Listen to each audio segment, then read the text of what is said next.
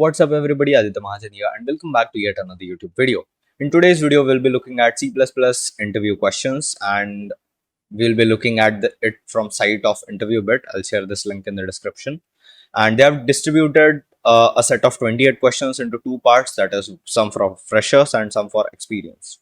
Now we'll go through that, and I'm making this video because at least while I was revising these topics and questions, I used to procrastinate a lot. So I thought that video would streamline the process. So without a further ado, let's get started.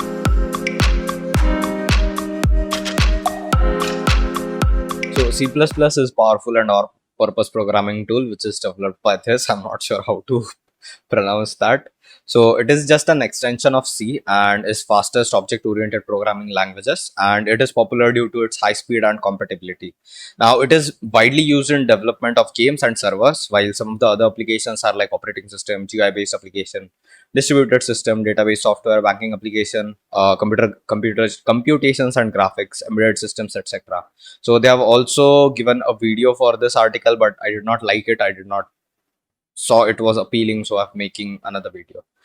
Now let us start with basic questions. So first question what we have is what are different data types present in C++? So we mainly have four types of data types, that is primitive data types which are char, int, float, etc. Derived data types which include arrays and pointers. Then enumeration is enum, and then we have some user defined data types like structure and class. Next question is what is difference between C and C++? So left side we have C and right side we have C++. So C is an procedure oriented programming language, whereas C++ is object oriented. C does not support data hiding, whereas in C++ we have encapsulation which hides the data. Then we have C is subset of C++ and C++ is superset. Both are the same thing. Next we have function and operator overloading are not supported by C, whereas they are supported by C++. Then we have namespace feature is not present in C, whereas in C++ it is present. So that does not have collisions for name of the variables or functions like we use using namespace std, right? So functions can be defined inside structures, cannot be defined inside structures for C, and whereas they can be defined inside structures for C++. In C we used calloc and malloc for memory allocation, and free is used to free that memory, that is deallocation, whereas new operator used in C++ and delete operator is used for deallocating that. Next question is what are class and object in C++? Now a class is a user defined data type that has data members and member functions. So data members are the data variables and member functions are the functions that are used to perform operations on these variables. So an object is an instance of class. Since class is a user defined data type, so an object can also be called as variable of that particular data type. Okay, so as we just saw, class has data members and member functions. So this is the class A, and we have access specifiers, that is private and public. Then we have the data members. So data members, as we saw, are variables. So data is a data member in this, which is of type int, and member functions are, in this case, is void function. So that is our member function. They have also given an pictorial representation. So car class is our base class and which is extended by other classes. Okay. For example, the following is a class car that have properties like name, color, etc. And they can have methods like speed. So these are the properties. And then they can have functions like speed, stop, accelerate, etc. Next question is what is the difference between struct and class? So basically they are almost same, just some differences in security. So that is like access specifier. So some of the differences are as follows. In the structure, members of structures are public by default. So if we do not type anything or like we do not specify the access specifier, in that case they are public by default, whereas in classes they are private by default. Also, when deriving a struct from a class or struct, default access specifier for base class or struct are public, whereas in class, when we are deriving the same, they are private by default. Okay. Next question is what is operator overloading? So operator overloading is very essential to perform operation on user defined data types. Okay, so by operator overloading we can modify the basic operations like plus, minus, multiplication, division, greater than, less than, etc.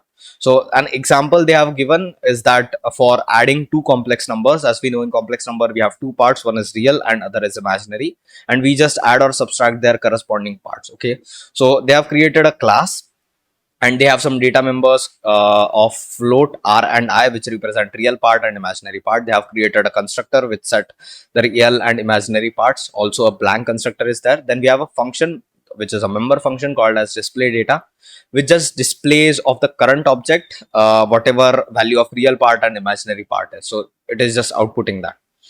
Next, here this is the main part, that is we are overloading the plus operator.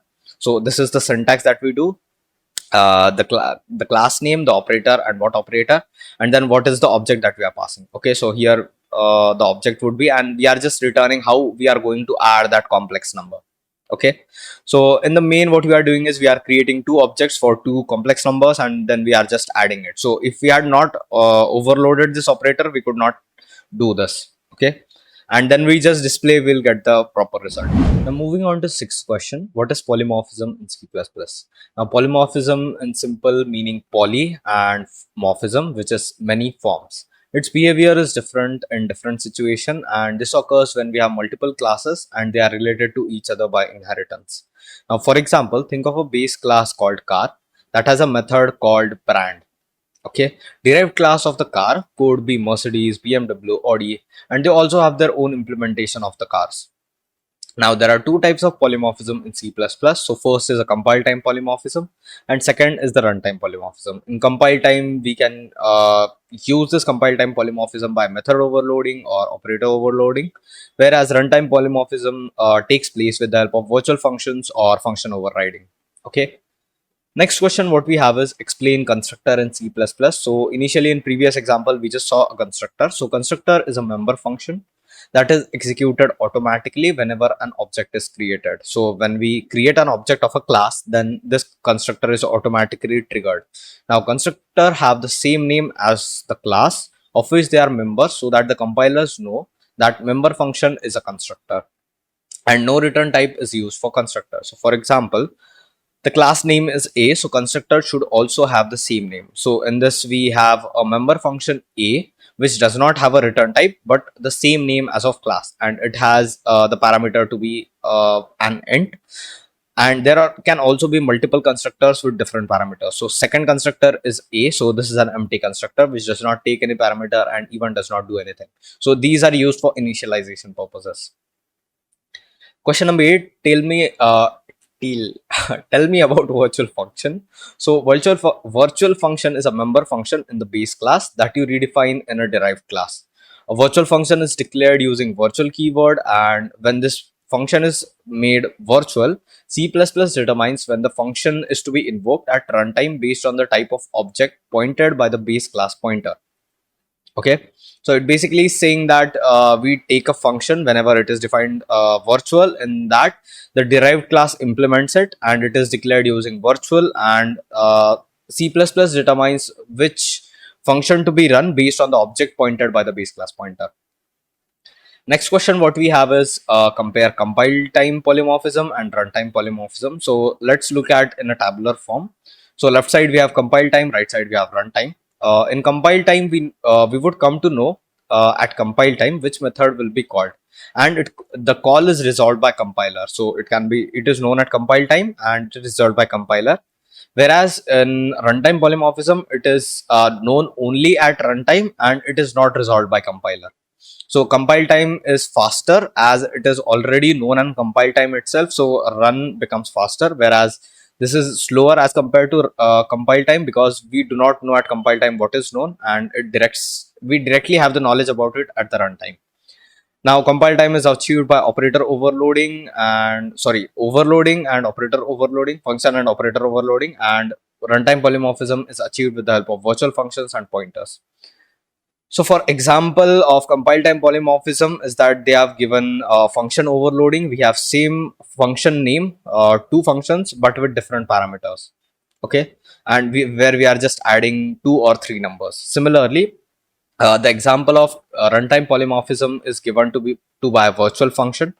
In this case, class A has a virtual function called as fun, which is derived by class B, and then class B defines what the function does.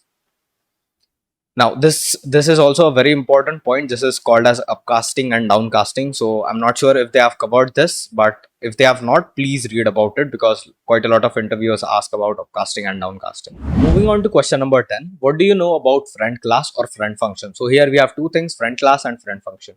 So friend class can access private, protected or public members of other classes in which it is declared as friends. Similar to friend class, friend function can also access private, protected and public members, but friend functions are not member functions. So technically, as we know, due to access specifier, we cannot access private and protected members outside that particular class or function. If protected can be accessed if they are in the derived class. Okay, so the things we can generally do not access, like the private members outside that particular class, that are also accessible if we define the function or class to be friend of that particular class or function.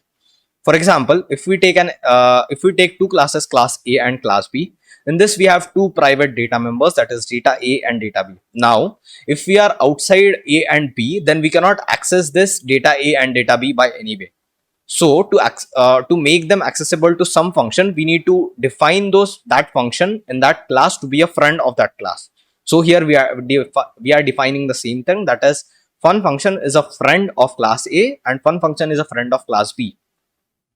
So inside that fun function, we can use these private data members outside that class also, and these are not part of member functions of A or P.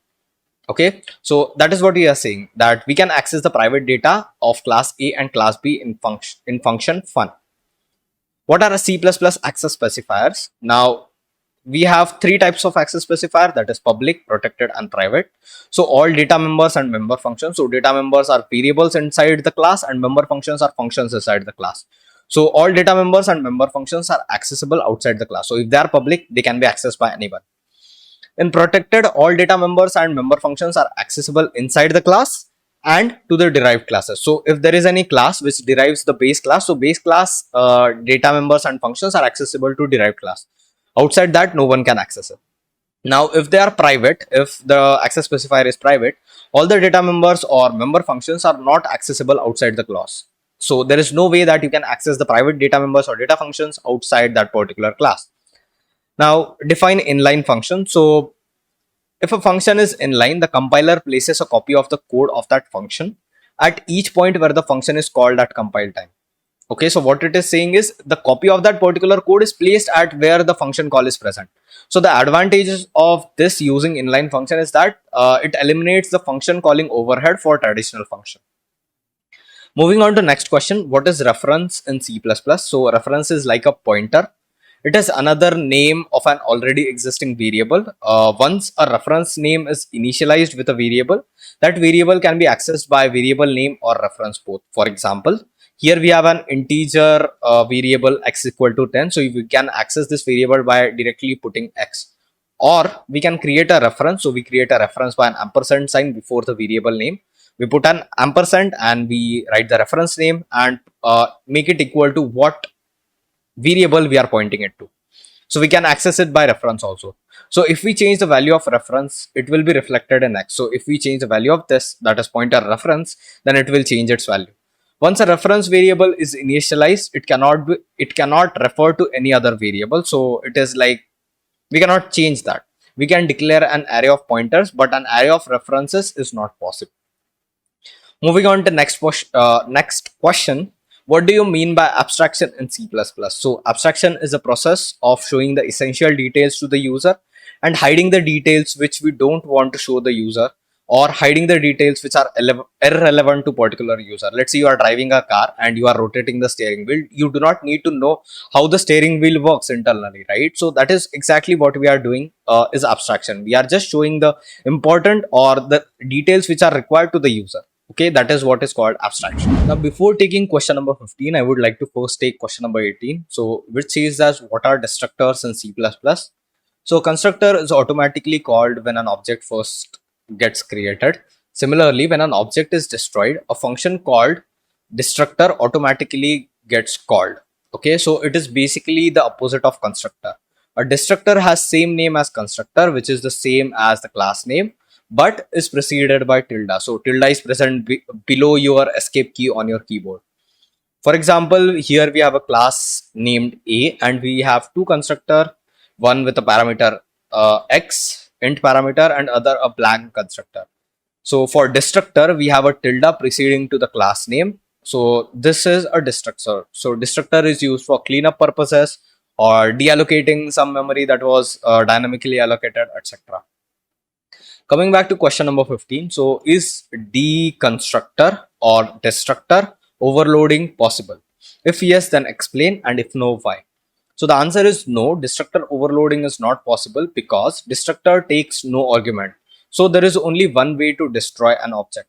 That's the reason destructor overloading is not possible. Moving on to next question, we have question number 16. What do you mean by call by value and call by reference? So in call by value method, we pass a copy of the parameter to the function.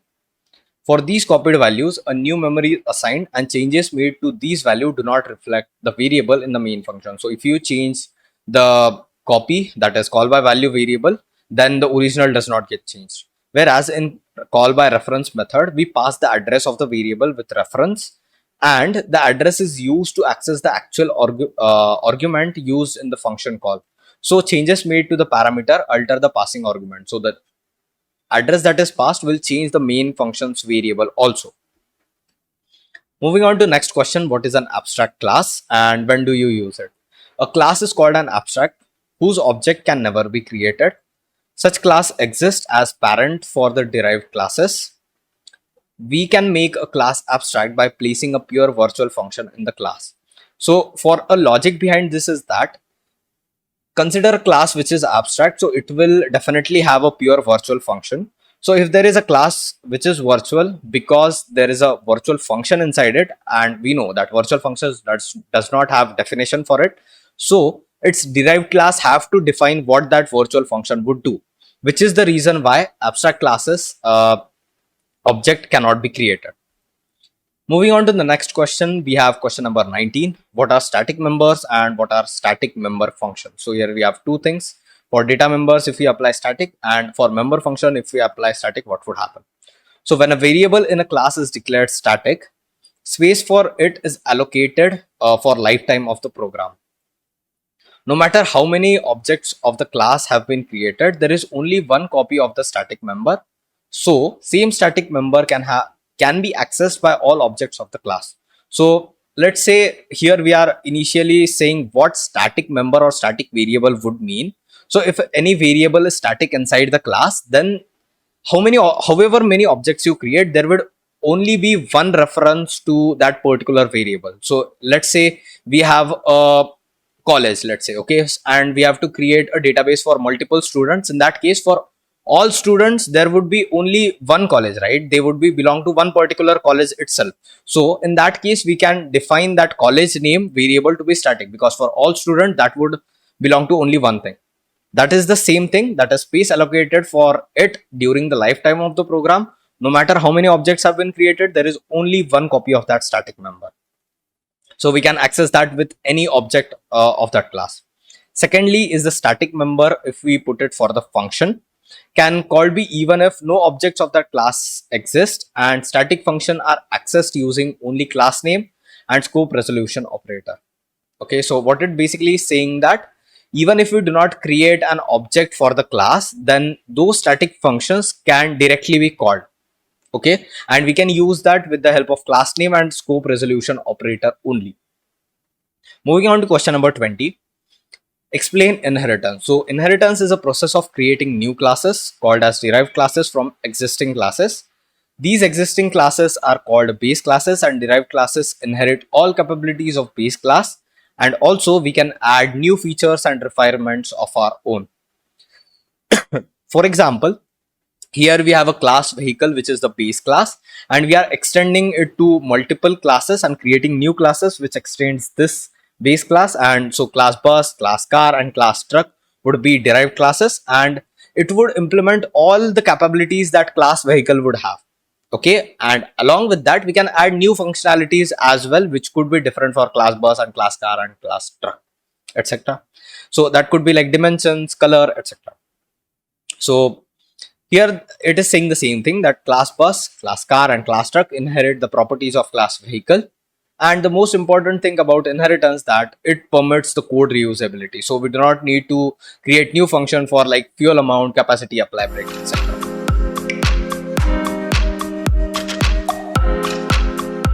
Now moving on to some advanced questions for C++ interviews. Question number 21, what is a copy constructor?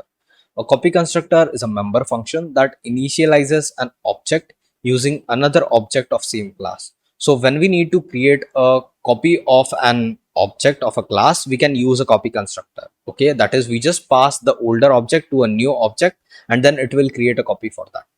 For example, here we have a class A and we have defined a normal constructor. This is not a copy constructor, and it sets the value of x and y in it. So in main, what we are doing is we are creating by normal way a object for class A, that is A1 with values 2 and 3. Now here when we have to create a new object A2 with the values of A1, what we can do is we can directly pass the old object, that is A1, to the new object, and the default copy constructor will get called here and it will have the same values of 2 and 3 for the new object A2. We know that we can create our own copy constructor, but here we have not created. So that is what it is saying as, if we don't define our own copy constructor, then the default copy constructor will get called if we pass the object. Okay, moving on to the next question. What is difference between shallow copy and deep copy? So left side we have shallow copy, right side we have deep copy. So shallow copy stores the references of objects to the original memory addresses, whereas deep copy makes a new and separate copy of an entire object with its unique memory address. So shallow copy will contain the references copy only, whereas deep copy will contain the entire copy of all the references as well as the complete new addresses of the values, not the references. Now shallow copy is the faster because it just have to copy the references, whereas deep copy is comparatively slower because it has to copy everything.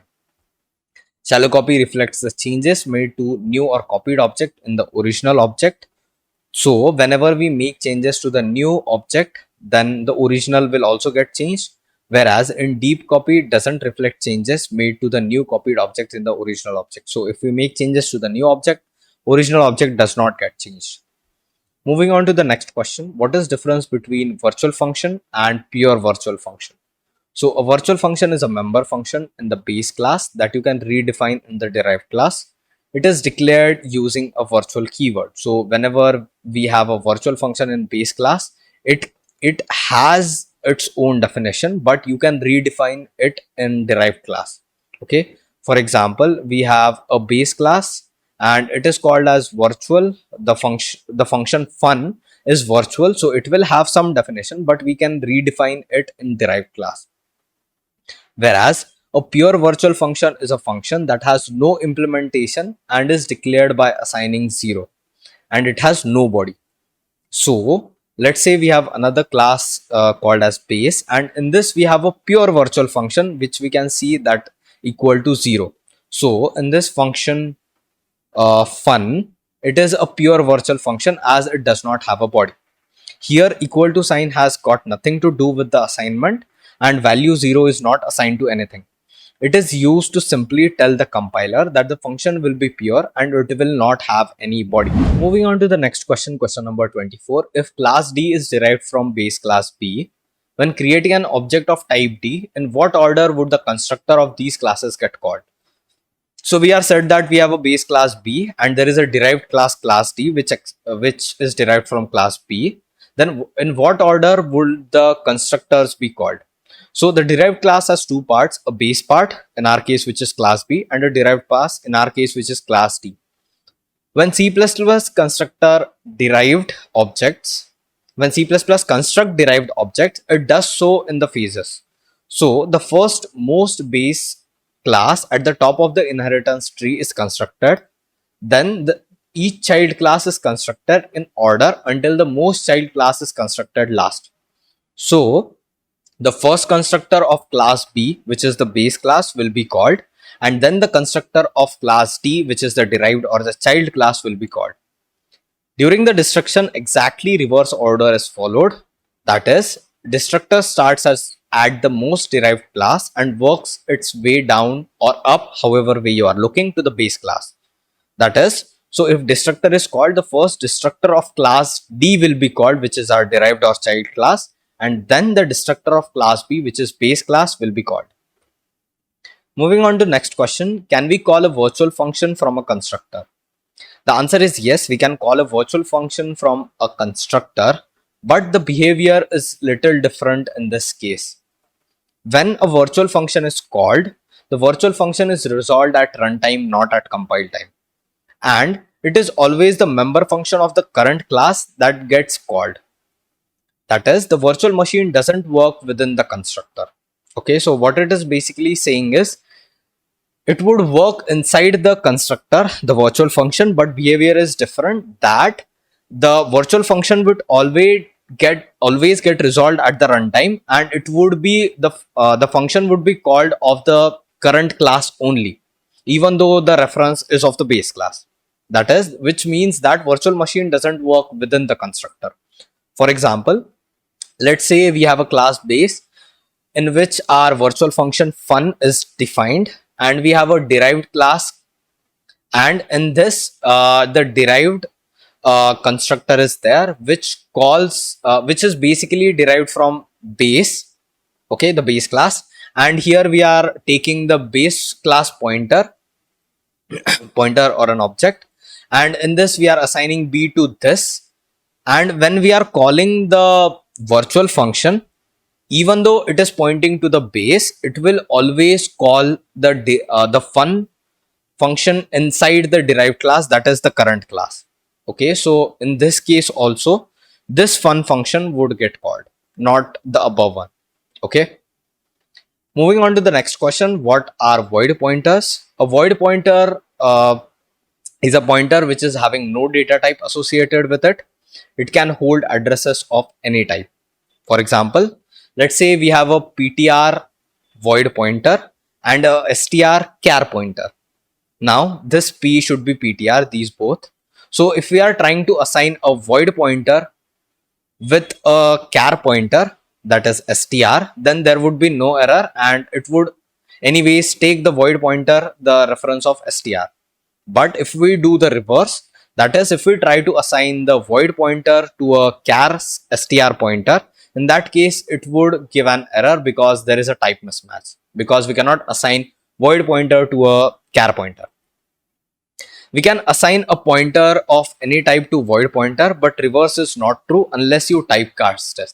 So we have, if there is no option and we have to do this, the only way we can do this is we have to typecast it into char. Okay, so this is the syntax for that. So what we do is we do str equal to, we are typecasting it, the void pointer, into char pointer, and this is the only way we can achieve it. What is this pointer in C++, where this refers to this in the constructor sometimes, or in the functions also that we see? The member functions of every object have a pointer named this, which points to object itself. The value of this is set to the address of the object for which it is called. It can be used to access data in the object it points to.